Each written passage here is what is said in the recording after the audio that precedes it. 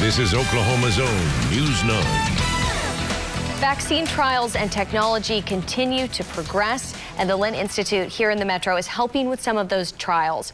Joining us now is Carlos Blanco, the CEO and president of the Lynn Institute. And Carlos, I first want to start with kind of the news that everyone is talking about. We saw that there's going to be a delay from Pfizer for its application involving the COVID vaccine for kids 5 and under. They're saying this is really about gathering more data. What do you have to say about that?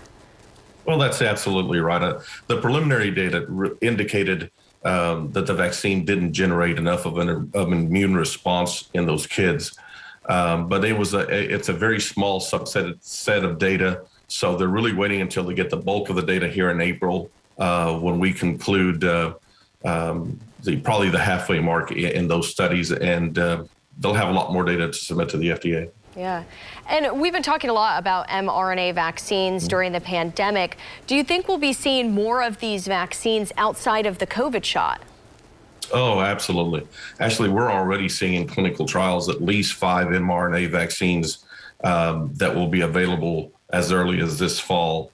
The technology has been so effective with COVID-19, and it's such a flexible technology in terms of being able to develop it quickly, change the mRNA of whatever virus you're trying to deal with, and get it produced very quickly. So we're going to see a lot more of them very quickly. And what trials do you have open to people right now? I know last time we talked, you had some specifically for the Omicron variant, but what do you have that people can sign up for right now?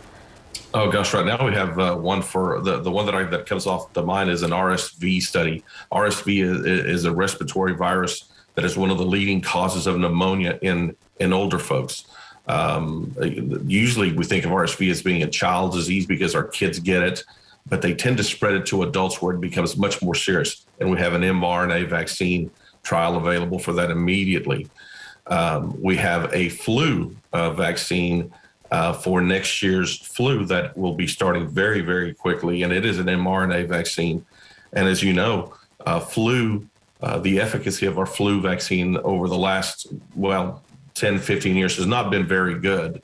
And so we're hopeful that these mRNA technologies will make the flu vaccine much more effective than they've been. Yeah. Well, thank you so much for joining us this weekend. We really, really appreciate it. And we're going to have more information on the Lynn Institute and how you can reach out on our News 9 app. But thank you again, Carlos. Thank you, Ashley. Have a good morning.